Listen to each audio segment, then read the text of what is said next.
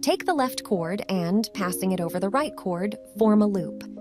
Pull the left cord through the same loop and tighten the cord.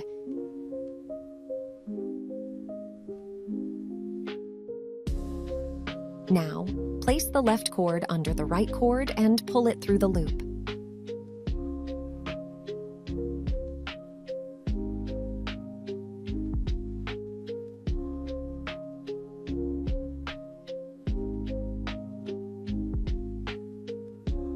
To make this knot, first, pull the left cord through the loop by passing it over the right cord, and the second time, pull the left cord through the loop by passing it under the right cord.